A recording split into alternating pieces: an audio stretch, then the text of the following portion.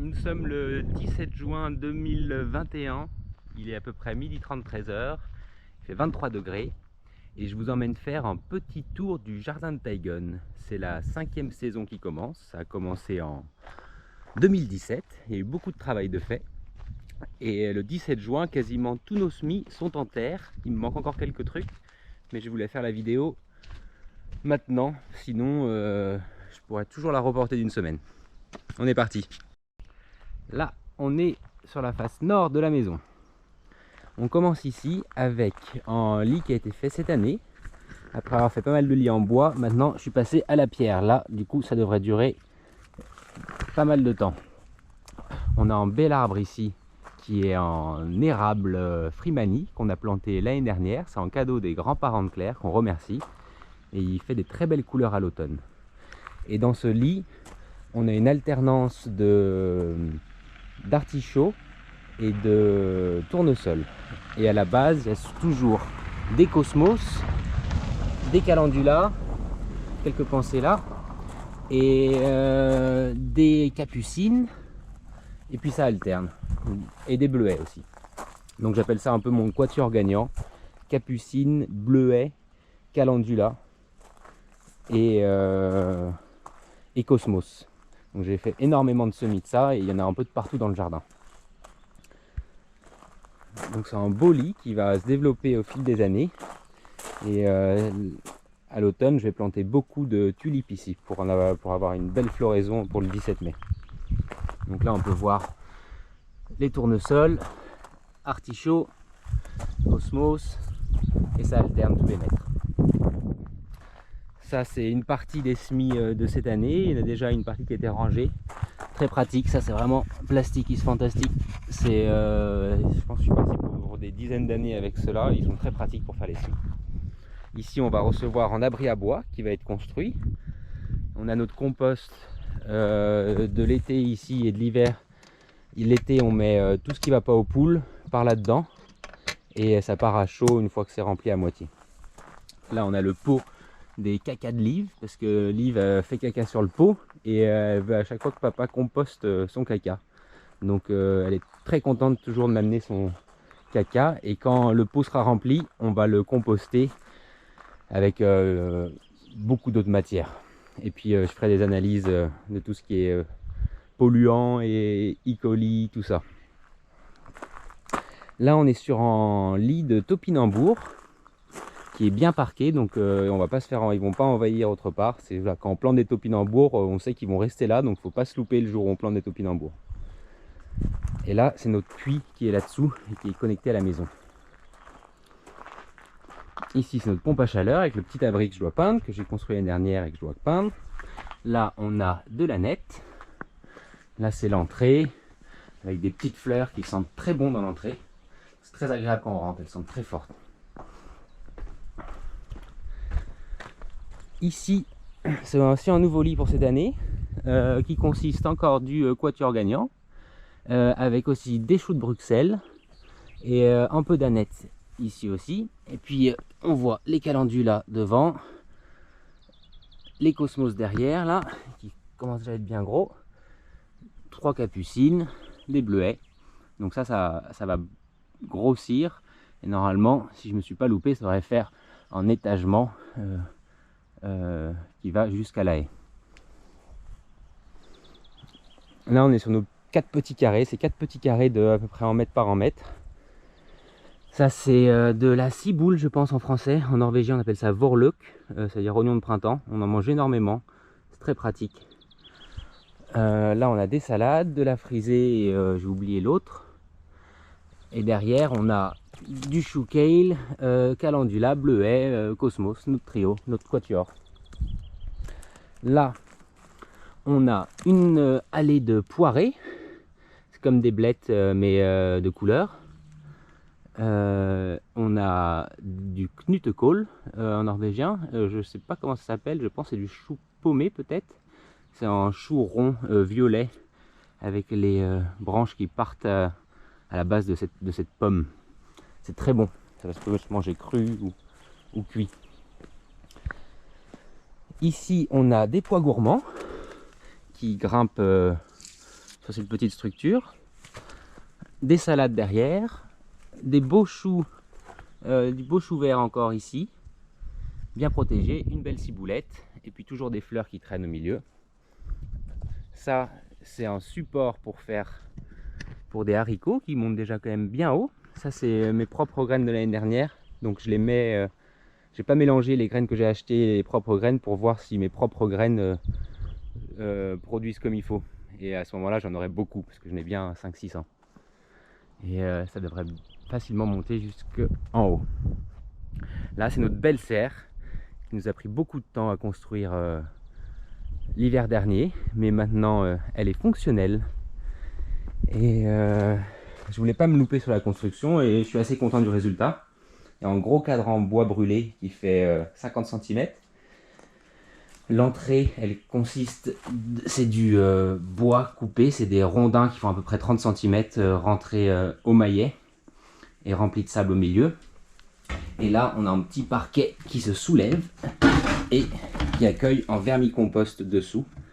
Et c'est tous nos déchets alimentaires de l'hiver qui sont partis à chaud au mois d'avril-mai, qui, une fois que ça a refroidi, ils viennent ici et c'est les vers de terre qui prennent le relais. Et dans la serre, c'est surtout des tomates. Donc on a 4-5 variétés de tomates, on a de la cœur de bœuf et on a beaucoup de petites tomates cerises, des noires, des jaunes, des rouges. Et on a des beaux pieds d'aubergines. J'ai mis des choux à l'intérieur, je sais pas si c'est une bonne idée, mais j'avais pas le temps de construire un cadre pour les choux, du coup je vais voir s'ils sont bien protégés. L'avantage c'est qu'ils poussent déjà quand même bien. Et là on a beaucoup de concombres, différentes variétés, des variétés soit à manger cru, soit à faire en saumure. Et là on a des poivrons, on a différents types de poivrons, et puis on a du chili et jalapeno aussi. J'ai rajouté 2 tournesols, 2 maïs, ils n'étaient pas en bonne forme quand j'ai planté tous les autres maïs en extérieur. Du coup je les ai mis là, et puis ils ont dépassé ceux de l'extérieur maintenant. Donc voilà la belle serre qui fait 7,3 mètres carrés. Évidemment le sol est connecté. Et avec un gros apport de compost, il y a du carton et il y a un trou pour chaque plante et après de la paille par-dessus. Ça c'est un nouveau lit que j'ai dû refaire parce que l'ancien arrivait quasiment jusqu'à la serre. J'ai dû énormément décaisser. Pour vous dire que ici, avant on avait un tuyat qui faisait à peu près 8 mètres de haut, qui écrasait celle-là et qui arrivait jusqu'au pommier. Donc de passer d'un tuyat à ça, c'est assez satisfaisant. Là on a un lit avec 3 pieds de courgettes, ce qui est amplement suffisant pour notre consommation de courgettes. 2 vertes et une jaune. Tout autour ça a été semé avec des betteraves, c'est des betteraves presque noires, très très belles, rouge bordeaux très foncé, et qui vont très bien aussi pour les faire en saumure. Là on commence à voir des haricots qui montent, donc il va y avoir une structure que je dois construire qui va venir se poser sur la serre, et donc du coup on pourra marcher sous les haricots, ce sera facile à cueillir. Et entre les courgettes on a du rutabaga, si je dis pas de bêtises, Kålrot en norvégien. C'est l'orange norvégienne, plein de vitamine C et qui accompagne beaucoup de plats typiques norvégiens de l'automne. Donc j'ai à peu près 12 pieds qui correspond à peu près à notre consommation automnale. Donc c'est toujours très dense. Ici on a nos asperges, donc c'est des beaux pieds d'asperges, mais j'ai pas cueilli encore cette année, je les laisse se renforcer. Et donc on a 5 pieds d'asperges ici. Ici c'est le seul endroit où j'ai pas arraché toute la bourrache qui se met toute seule, parce que c'est un peu presque un problème la bourrache, parce qu'elle se ressème trop facilement et elle envahit vite et ça fait des énormes pieds. Donc ça fait beaucoup de matière organique, ça c'est chouette. Les fleurs sont très bonnes, mais le problème c'est qu'elles se ressèment trop. Donc là c'est le seul endroit où je vais leur permettre de pousser, sinon ça devient vite incontrôlable. Là on a un petit coin avec de la poirée encore, donc c'est jaune ou rouge. La poirée, c'est des betteraves qui ont été sélectionnées pour leurs feuilles. C'est très pratique parce que ça ne se fait pas attaquer, c'est très esthétique, il y a des gros rendements, donc c'est toujours agréable à avoir dans son jardin. Là on a des petites salades, j'essaye de les étaler pour qu'elles ne soient pas toutes prêtes en même temps. Et là on a de la Asian Mix, c'est un mélange de salades de différentes couleurs, très bonne, là qui a germé là. Et qui c'est de la Mizuna et d'autres salades, je ne me souviens plus exactement les noms, et très bonne, un peu épicée, et quelques poirées ici aussi, et de partout, je le répète plus maintenant, mais il y a souvent des bleuets, de l'aneth qui traînent un peu de partout. Là on arrive sur notre lit avec des maïs, avec encore des haricots grimpants. C'est des haricots violets, hein. Je fais que les violets ici maintenant parce qu'ils sont très bons. Et on est quasiment autonome, on les récolte, on les blanchit et on les congèle en petits sacs et comme ça on peut les sortir tout l'hiver. Ça c'est des maïs doux, très sucrés. J'arrive toujours pas à les faire aussi bons que notre ferme, la ferme à côté qui est spécialisée là-dedans, mais je désespère pas. Et derrière c'est des poireaux. Donc de partout, vous pouvez voir, c'est très dense. Donc il n'y a pas vraiment de problème à semer trop dense. Le seul problème, c'est qu'il ne faut pas oublier de bien fertiliser. Donc il faut vous dire que tout le jardin est fertilisé avec énormément de compost et de l'urine en plus. Là, on a de l'origan. Quand j'ai acheté cet origan, je ne savais pas que c'était qu'il y avait deux types d'origan. Donc il y a l'origan français et l'origan russe. Ça c'est le russe qui pousse très vite, qui fait beaucoup de matière organique, mais qui n'a pas le goût qu'on souhaite. Avec le temps, il le prend un peu, mais ça part surtout aux poules. Après, on a de l'origan, et de l'autre côté, on a de la sauge. Là, on a un pied de myrtille horticole.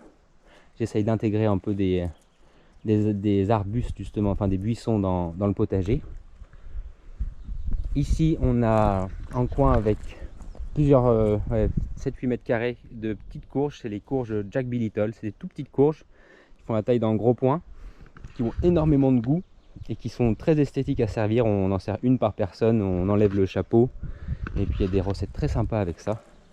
C'est la première chose que Liv a mangé dans sa vie. Jack B. Little, une purée de Jack B. Little.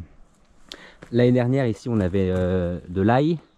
Et puis on l'a récolté et on a fait un nouveau lit avec papa en novembre dernier. On en avait laissé quelques-uns, donc je les ai laissés. Et puis je les récolterai le moment venu. Et donc toujours, hop là, des cosmos. Ici pareil, souvent des cosmos. Au milieu je rajoute souvent capucine cosmos. Donc comme ça fleurit tout autour du potager. Là on a des superbes émérocales, c'est le bon moment pour les filmer d'ailleurs, en pleine floraison, un peu comme des lys. Là on a tous nos lits avec de l'échalote, de l'oignon jaune, de l'oignon rose et de l'oignon rouge. On est autonome en oignons, j'en plante beaucoup, je suis à 130, 140 oignons à peu près je pense. Et entre les oignons, c'est semé en carottes qui commencent à venir. Le problème, c'est qu'il y a eu beaucoup de semis d'aneth au milieu. Donc, moi, j'arrive à les reconnaître. Mais bon, tout n'a pas très bien germé. C'est toujours faire attention avec la germination des carottes. Il ne faut pas se louper quand c'est des petites plantes. Il faut vraiment bien arroser. Ça, c'est notre lit d'ail. Donc pareil, on est bien autonome en ail parce qu'il nous en reste encore beaucoup de l'année dernière, mais on en fait une très grosse consommation. Là, c'est un des rares lits qui n'a pas encore été préparé, qui va recevoir des brocolis. Il faut que je fasse une structure pour les protéger des insectes. Donc ça me prend un peu de temps, mais ça va être le projet des prochains soirs. Là, on a un prunier avec 3 types de prunes différents. Donc c'est en Norvégien, on appelle ça un arbre des familles. Donc il y a 3 greffes de 3 variétés différentes sur le même porte-greffe. Quand on a des petits jardins, c'est pratique. Et là, bon, ça a nettoyé, mais c'est notre menthe. On a notre beau rhodo ici. Et ça, c'est un pommier. Quand on est arrivé, il y avait près de 10 pieds qui avaient rejeté du porte-greffe. Donc c'est pas, c'est pas la greffe, c'est le porte-greffe qui a fait qui a rejeté. Et le projet, c'est que je l'ai beaucoup taillé, et je le taille encore. Ça va être de le greffer avec le maximum de variétés différentes. Et puis ça apporte un peu d'ombre dans le jardin. Voilà. Donc je vais vous dire voilà, que tout notre le sol il est couvert avec un mulch. C'est un mulch de compost qui consiste en mélange de crottin de cheval, de fiente de poule et de biochar qui est parti à chaud pendant 15 jours. Donc pendant à 60 degrés à peu près, 65. Et quand il a refroidi, et une fois que les champignons, parce que d'abord il y a les bactéries, puis après quand il refroidit, c'est les champignons qui prennent le relais. Et quand les champignons ont fructifié, hop, il part en mulch. Donc c'est pas un compost mature, donc je l'incorpore pas au sol, je le mélange pas, mais je m'en sers vraiment en surface pour nourrir les petites bêtes du sol et pour protéger le sol. On peut aussi faire un mulch à base de paille. En Norvège il fait pas toujours très chaud l'été, donc j'aime bien avoir un mulch un peu plus sombre pour l'albédo, c'est un peu mieux. Et toutes les allées sont recouvertes de broyats de bois avec du carton dessous, c'est vraiment pour que ça fasse propre. Et ça va être inoculé cette année avec de la maurie à l'automne. Donc c'est le gros plan de cette année là, faire une grosse production de maurie. La maurie c'est pas un champignon mycorhizé comme beaucoup d'autres champignons, c'est quelque chose qui dégrade le bois, donc c'est possible à mettre comme ça dans les allées. Là on a un appareil lacé à nettoyer, on a du thym qui a eu froid cet hiver, parce qu'on a quand même eu du -20 avec du vent, sans neige, et ça c'est ce qu'il y a de pire pour les plantes. On a une lavande ici qui va bien. Là on a peut-être le lit préféré de Liv, qui est un grand lit de fraises. Donc ce qui est important avec les fraises, c'est pas de les planter trop proches. Je me souviens toujours Madame Chanteur, notre voisine de Crémieux, qui m'a raconté cette anecdote. C'était Giscard et je sais plus qui parlaient pendant une élection des présidentielles. Et il disait ah, je comprends pas, mes fraisiers poussent pas bien. Et Giscard lui a répondu c'est normal, t'as mis tes rangs trop près. Et donc ça m'a vraiment, c'est vraiment resté dans la tête. Donc voilà, quand on plante des fraisiers, il faut pas mettre les rangs trop près. Et ça c'est fertilisé, c'est couvert avec de l'écorce. Donc ça c'est l'écorce de l'année dernière, donc il y a plusieurs épaisseurs d'écorce. Donc ça me sert de mulch, puis ça empêche les mauvaises herbes, c'est assez pratique. Puis vu que les fraises aiment bien être en sous-bois, ben ça c'est parfait comme mulch. Puis elles sont en pleine forme, blindées de fraises, ça va être la folie. Liv adore ça. Donc dès qu'elle rentre du jardin d'enfant et que les fraises sont là, elle court ici, puis elle reste bloquée. Ici on a des groseilles blanches, je connaissais pas, j'ai vu ça, du coup j'ai acheté le pied. On va être curieux de le goûter, et je me doute pas bien que Liv va lui faire honneur. Là on a un gros pied de rhubarbe que j'ai déjà, que chaque année quand il devient trop gros, et ben j'en transplante à d'autres endroits. Comme vous pouvez le voir, il a eu un bon amendement de compost l'année dernière, et là j'ai déjà fait une très grosse récolte. Donc toutes les feuilles qui étaient à la base, là, on pouvait même pas marcher presque là, sont parties en gelée de rhubarbe. C'est pas moi qui l'a fait, mais c'est la maman d'Otto, le copain de Liv. Là on arrive sur notre roche-mère avec les 2 terrasses qui ont été construites ces dernières années, qui essayent d'épouser un peu la forme. Donc il y avait une belle vue de là-bas. Là j'ai construit un petit lit avec 2 courges. Donc là c'est pas les Jack Little, toutes les autres courges qu'on va voir ça va être des potimarrons. C'est pas exactement des potimarrons, c'est des uchirikuri, mais je sais pas si c'est potimarron en français. C'est très bonnes. On a mangé la semaine dernière, donc on a beaucoup de courges chaque année. Donc on tient bien, et avec du chouquel, et puis toujours notre quatuor au milieu. Là des beaux cosmos aussi. Là le bain scandinave, notre terrasse plein sud. Ça c'est un pot qu'on avait récupéré quand on avait planté notre gros arbre. et qui reçoit en tournesol notre quatuor gagnant, puis quelques pois gourmands et des haricots grimpants, hop, qu'il faut que j'aide à rejoindre celui-ci qui est là pour un houblon. On voit le petit houblon qui monte. Il était monté jusqu'à là l'année dernière, donc j'espère que cette année il va monter encore plus haut. Donc là c'est la vue plein ouest, donc là on a vraiment le soleil, l'hiver qui l'été qui vient là, puis qui passe au-dessus de cet énorme sapin, qui vient mourir dans le gros boulot de Bartek. Il va se coucher par là-bas à peu près. Donc le nord est là-bas, donc il se couche vraiment nord-ouest. Et il se lève derrière la maison, nord-est, à 3 h du matin en ce moment. Alors qu'il faut vous dire que l'hiver, au mois de décembre, le soleil il se lève à peu près par là. Hop, il monte là. Il fait ça. Chou, à quelque chose près. Donc il y a une grosse différence. Là, hop, il est bien haut. Sur cette roche-mère, j'ai planté pas mal de petites plantes grasses. J'oublie toujours un peu leur nom. Et là, voilà, là c'est chouette, là il y en a qui fleurissent. Et non, j'ai oublié comment ça s'appelait ça, j'adore ça. Là on a 2 beaux bouleaux qui je pense sont très âgés et qui poussent dans une fente de la roche-mère. Ils sont magnifiques, un peu comme des bonsaïs. Ici c'est assez drôle parce que j'ai quand même construit la terrasse au-dessous de... si l'escalier et la terrasse a à peu près cette forme, c'est parce que je voulais vraiment sauver ce pin qui est magnifique et que je choisis depuis notre arrivée à Taigun. Donc il a doublé de volume et donc ça va faire un bel arbre ici. Là il y a la terrasse et il manque une marche ici, il manque une marche ici, il va y avoir une terrasse qui va connecter les 2 marches. Donc là il y a une grosse marche ici. Ça c'est notre nouvelle terrasse qui doit être encore peinte. Ici on a des petites herbes aromatiques à côté de la cuisine avec ciboulettes, de l'estragon français cette fois-ci, donc on peut enfin faire notre béarnaise, de la coriandre, du persil et de la menthe pour nos mojitos. On a acheté des superbes pots. C'est pas souvent qu'on achète des choses très matérielles avec Claire, mais alors celui-ci on est tout de suite tombé sur le coup de cœur. On a dedans tournesol, Annette, Cosmos, Calendula, toujours notre quatuor gagnant de partout.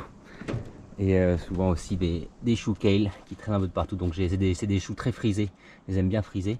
Et il y a les violets et les verts. Là il y a 3 bacs. Je vais reconstruire en cadre pour les bacs. Donc il va être un peu plus surélevé. Et puis il va être sur roulette. Donc on va être facile à déplacer. Avec des grandes tiges qui vont nous cacher un peu de la route. Et il y a des haricots qui demandent qu'à ce que je le construise parce qu'ils commencent à s'enrouler un peu de partout. Ils sont en pleine forme là.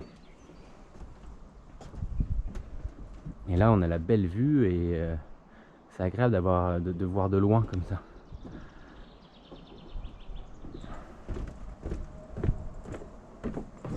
On continue notre petit tour. Là on arrive sous la terrasse. Donc là avant il faut dire qu'on avait notre cuve à fouille qui était dans un mur de béton armé. Donc le gravat, le marteau piqueur, ça n'a pas été drôle. Mais bon, maintenant c'est remplacé par un abri. Donc le toit, j'ai construit la terrasse de manière à ce qu'il n'y ait pas d'eau qui vienne dessous, donc c'est pratique pour stocker le vélo.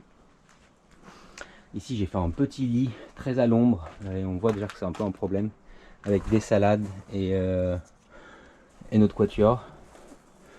C'est mignon. Là on a un petit abri pour les bourdons. Ici on l'a aussi planté l'année dernière, c'est un superbe érable du Japon qui est tout jeune, donc il était très beau, on a un peu craqué, mais pareil il devient tout rouge à l'automne, c'est magnifique. Ici je vais réaménager ça de manière à ce que ce soit un peu plus esthétique. On part dans la partie basse du jardin, de l'autre côté de la roche-mère.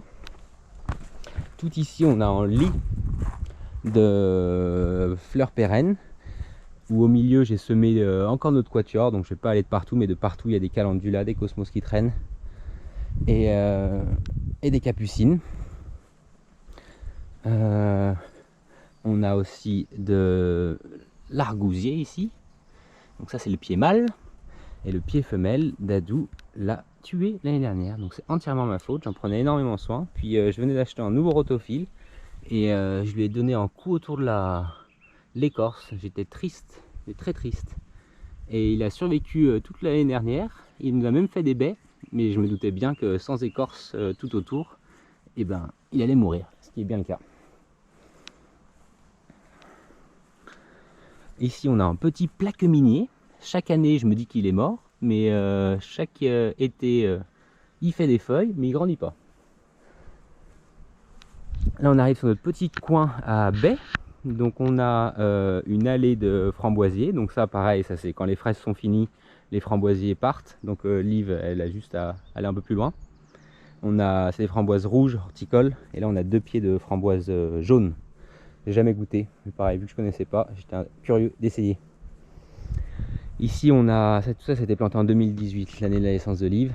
On a 4 pieds de cassis qui, enfin, là, après 3 ans, nous font beaucoup de baies cette année.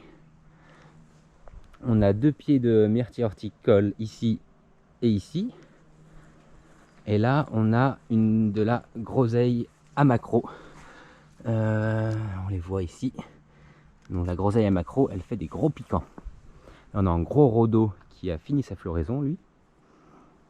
Derrière, on a un poirier qui va vraiment pas bien. C'est assez triste. J'ai planté l'année dernière. C'est aussi un arbre à famille avec 4 types de poires. Je l'ai beaucoup arrosé. Je sais pas ce qui s'est passé. Donc je pense que je vais le déterrer, le mettre à l'ombre dans un pot et en prendre soin. Ici, on a des hostas, des cosmos qui traînent au milieu.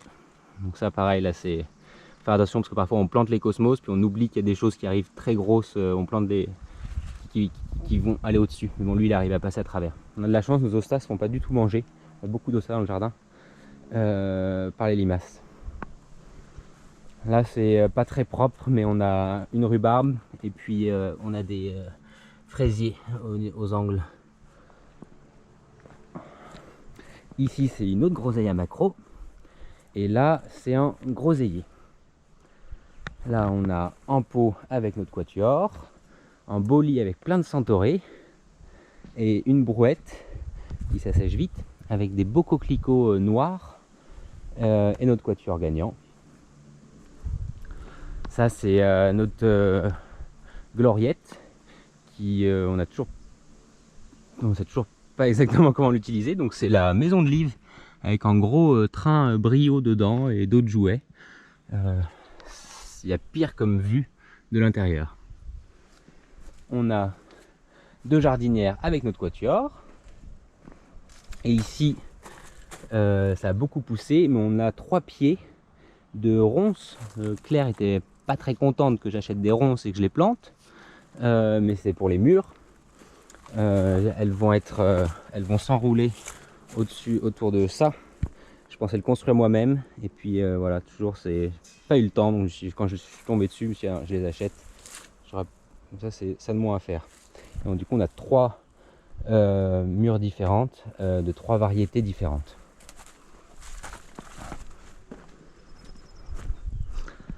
Ici, c'est le garage. Donc ça, c'est un mur sud qui est bien protégé des vents du nord. Je vais prendre le pari de planter en abricotier ici parce qu'on a vraiment un bon microclimat là. Ça, c'est un lit que j'avais fait l'année dernière qui a énormément de bulbes. Donc au printemps, les bulbes s'enchaînent. Donc c'est très beau. Et après, il est planté pour changer avec notre quatuor gagnant. Donc il y a des calendulas tout le long, des cosmos derrière. Et puis voilà. Ça, c'est un rosier que j'ai planté l'année dernière, des roses blanches. Et il faut que je le palisse. Il va monter ici sur tout le mur sud du garage. Là, c'est nos poupoules avec superbe clématite là qui commence à envahir le dessus. J'espère qu'elle va passer par dessus. Là, on a une rhubarbe qui a été énormément récoltée, elle était énorme, mais elle a été récoltée. Et derrière, ici, on a du raisin de table qui va grimper. Donc, je lui fasse un support aussi. Dans le poulailler, je m'en sers, c'est les poules qui gèrent le compost, tout ce qu'elles mangent, tout le compost par là-dessus. Et j'apporte énormément aussi de matière tout l'été. Et après, chaque année au mois d'août, je me dis oulala, ça va jamais se composter. Puis l'année d'après, c'est toujours tout noir en avril. Là, il y a un gros boulot de terrassement, mais maintenant ça se voit presque plus.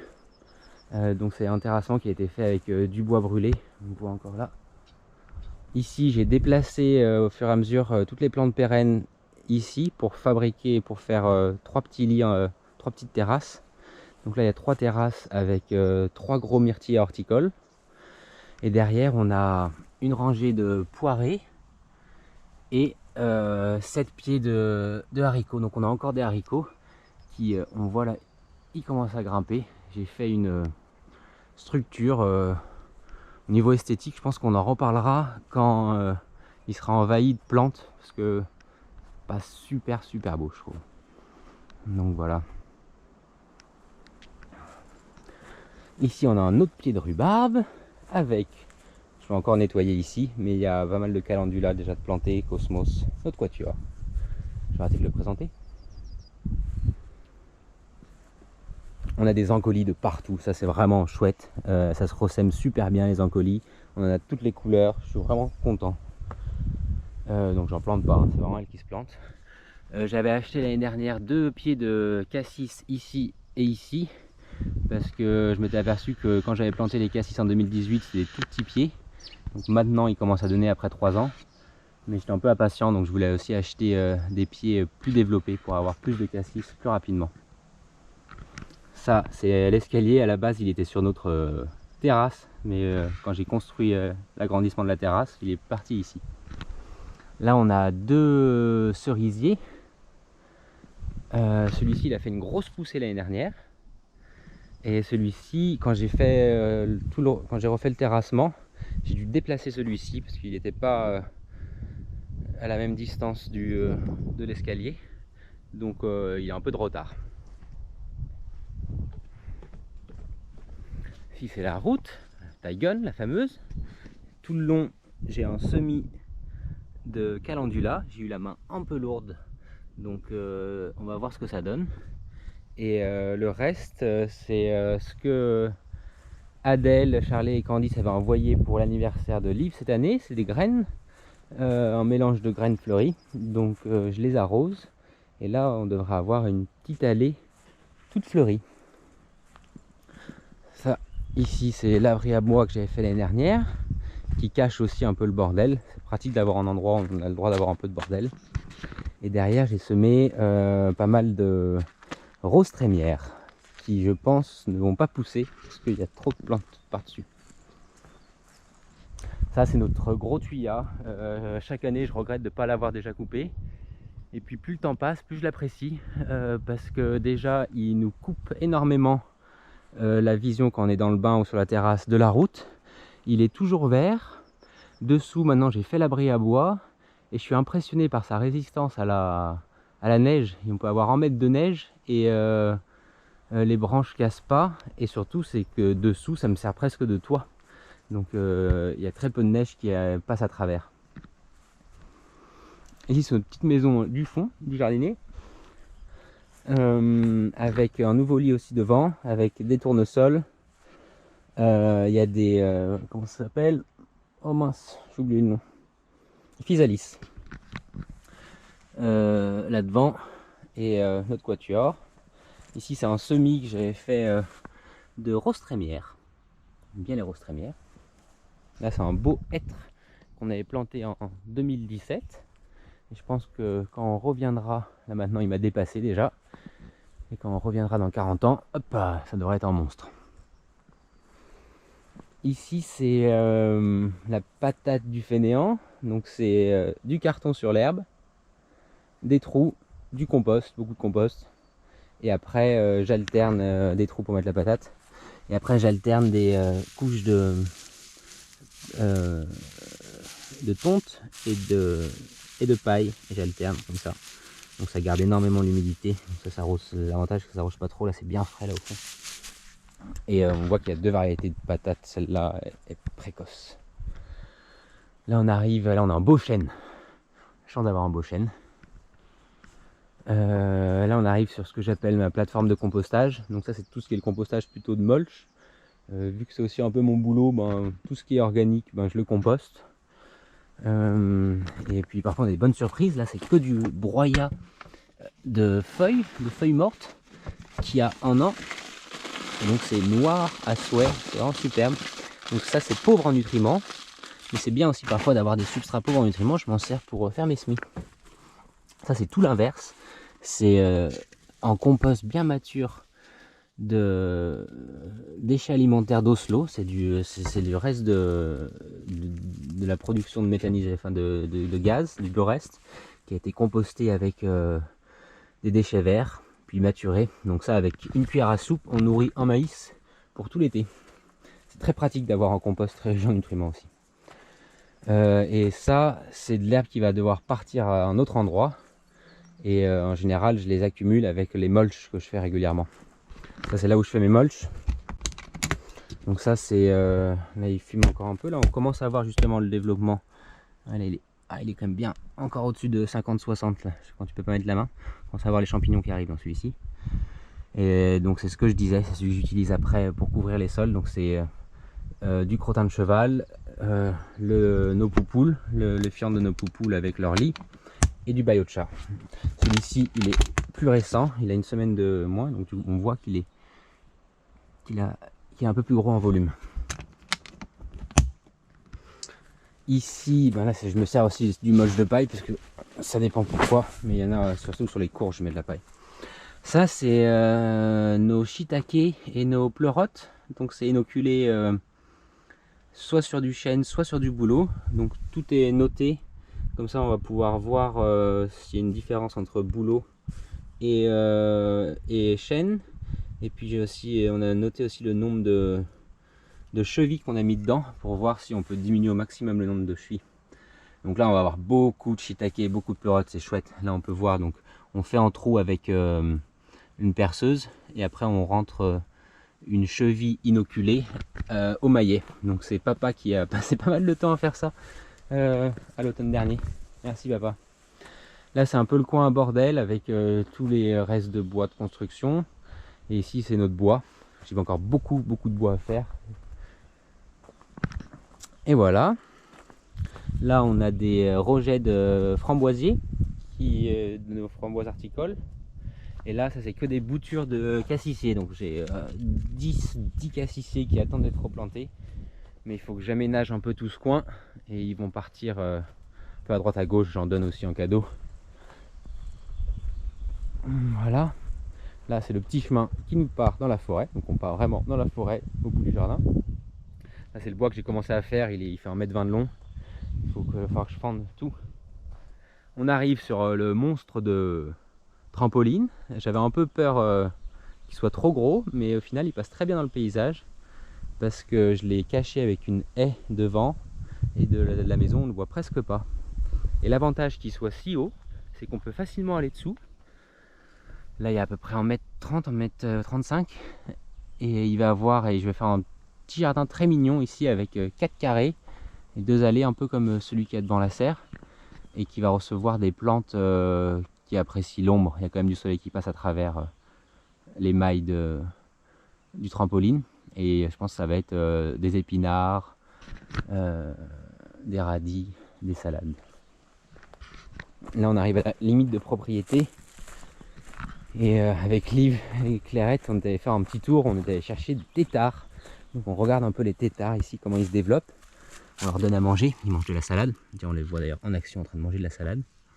Et ils sont au bon endroit. L'avantage c'est que j'ai plus à les bouger maintenant. Quand ça va devenir des grenouilles, ils arrivent direct dans une zone humide où il y a toujours des flaques d'eau ici. Et beaucoup de moustiques. Donc j'espère qu'elles vont avoir faim de moustiques, nos petites grenouilles. Puis c'est mignon pour Liv de voir le changement des têtards et les petites pattes qui poussent. Là on a nos 3 gros bouleaux avec lui qui est penché à souhait, qui est magnifique. Il doit avoir un sacré système racinaire de l'autre côté pour balancer. Ici c'est pas encore aménagé, j'ai fait quelques semis au milieu et c'est un peu sauvage, mais l'objectif, on le verra dans quelques années, c'est d'avoir 3 ou 4 belles terrasses construites avec des grosses pierres et pour continuer à faire pousser des choses. Ça, c'est un lit où à chaque fois que j'avais des mauvaises herbes en fleurs, choses comme ça, que je voulais pas que ça parte dans le compost, même à chaud, pour pas prendre de risques, ça partait là-dessous. Donc c'est vraiment tout ce que je voulais pas dans mon jardin partait là-dessus. Et cette année, je l'ai cadré avec en bois, c'est pas très beau, mais ça va vite être recouvert. Et j'ai rajouté énormément de compost, donc je parle de l'air extérieur des poules qui part ici, du carton, encore du compost, et après il y a des trous pour, il y a 7 pieds de courge ici, donc ça devrait bien pousser. Et puis on voit que, vu la taille déjà de la capucine ici, on voit que le compost des poupoules, il est puissant. Ça n'a pas été fertilisé. Et ça va être encore recouvert au maximum de paille. Là on a un beau, c'est un berbéris, c'est ça? Ce qu'on aime bien, c'est qu'il y a différentes couleurs de feuillage. Et même si lui pique énormément, je trouve qu'il ajoute quand même beaucoup dans la vue d'ensemble avec cette couleur bordeaux. Là on a des hostas qui ne doivent pas être là, parce qu'ils sont sur le chemin que je souhaite pour faire le tour des terrasses, mais c'est bien parce que je vais pouvoir les déplacer autour de celui-ci. Donc là ils vont être tous déplacés autour, ça va être beau. Ici on a un autre houblon, ça fait un moment qu'il faut que je lui construise. Il est très grand là, hop là, il est très long et il demande qu'à ce que je lui fasse un beau support ici. Donc c'est pareil, entre le temps de le construire et parfois d'acheter quelque chose de déjà fait en fer forgé, je pense que je vais choisir l'option d'acheter quelque chose de déjà fait. Et ça pourra faire une petite entrée mignonne. On est bien là. Aussi j'essaye petit à petit d'avoir différentes couleurs pour l'hiver. Donc ça c'est l'hiver, ça devient vraiment tout rouge. Et là j'ai planté un petit saule qui fait du jaune. Donc c'est vrai qu'on aura un endroit très coloré, même l'hiver, avec les tiges rouges, les tiges jaunes du saule, que je dois pas mal fertiliser, que je dois pas mal arroser en ce moment parce que le tuyau il pompe toute l'eau. Et le tuyau derrière, donc ça va faire des belles couleurs. Ça, c'est encore aménagé, mais entre temps, il y a souvent des artichauts. J'ai mis des artichauts, il y a plusieurs artichauts qui traînent. Il y en a beaucoup d'artichauts cette année, j'en ai planté une quinzaine, un peu de partout. Ici, on a des cosmos de chaque côté de l'escalier. Ici, il faut que je fasse la structure pour tenir ça. C'est des... je connaissais pas non plus. C'est des baies de kiwi. Donc c'est des mini kiwis où la peau se mange. Bon, ouais, c'est plus par curiosité. Et normalement, il est auto-fertilisé. Donc il n'y a pas besoin de mâle et de femelle. Ça, c'est notre abri à bois qui va recevoir du bois qu'on va fendre un jour. Là, faut vous dire que là, on a coupé 4 énormes bouleaux. Donc il y a une partie du bois qui est déjà là-bas, mais il faut encore que je le ramène. Et il y a beaucoup de bouleaux de tronçonneuses et de fendeuses.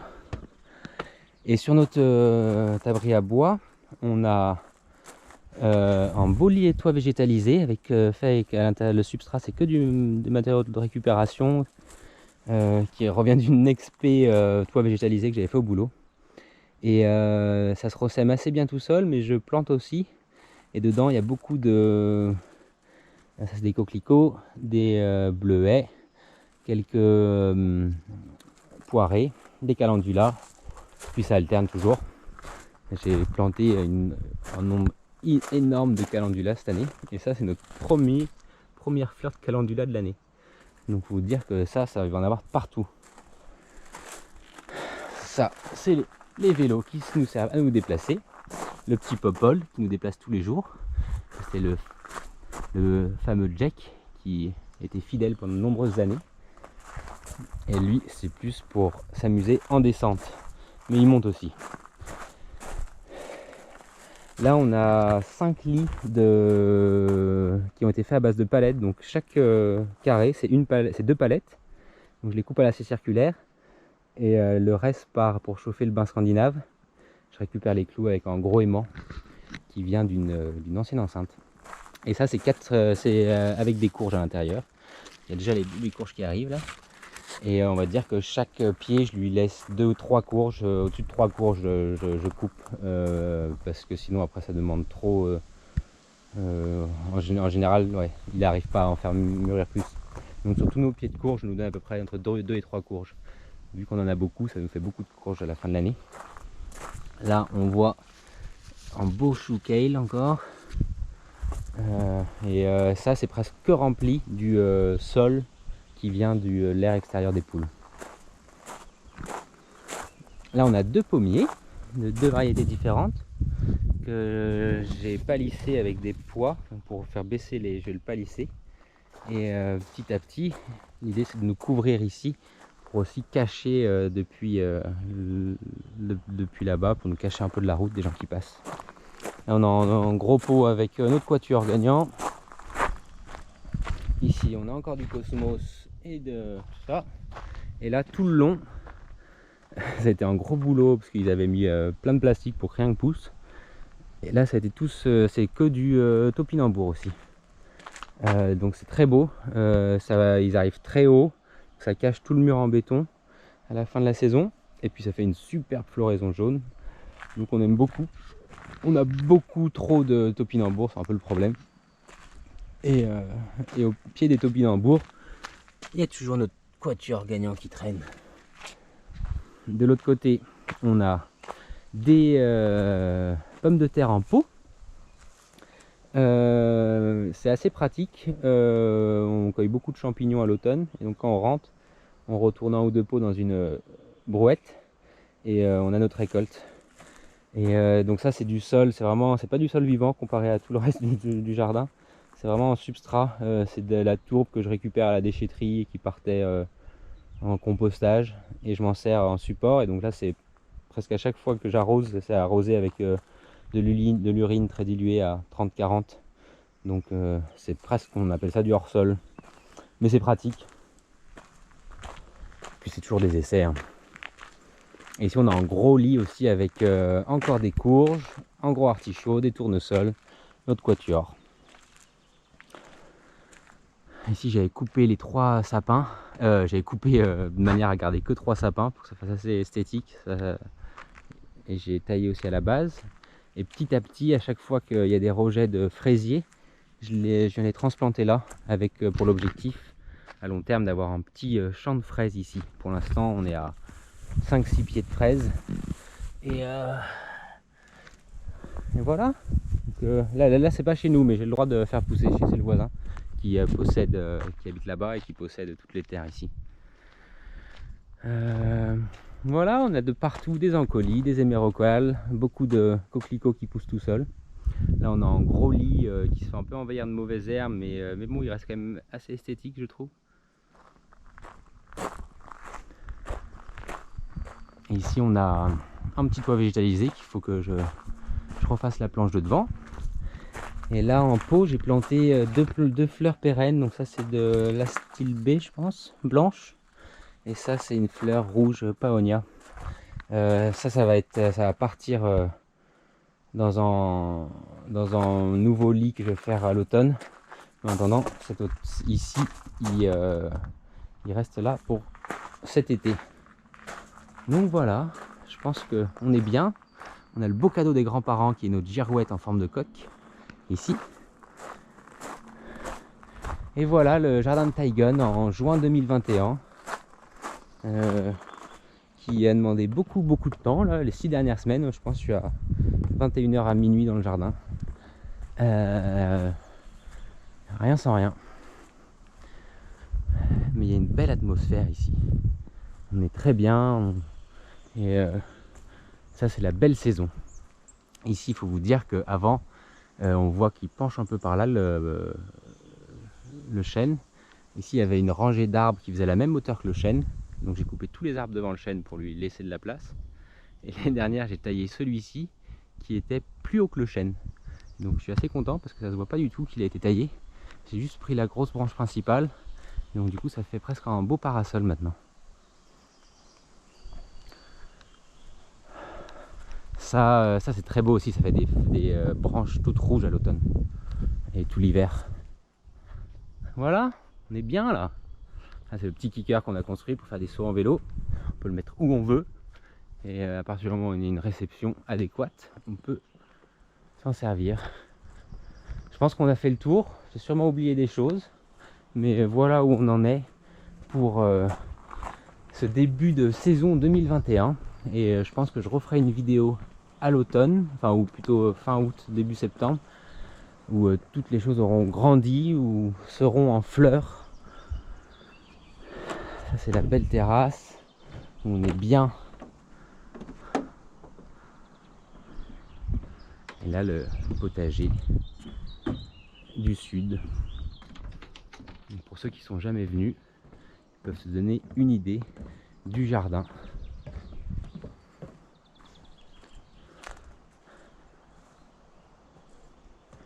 C'est calme, très agréable. C'est là où il va avoir un nouveau lit pour accueillir la Stilbé. Mais bon, il y a toujours beaucoup de boulot, il y a beaucoup de boulot de peinture là-dessus. Très bien. Et ben je vous souhaite une belle fin de journée.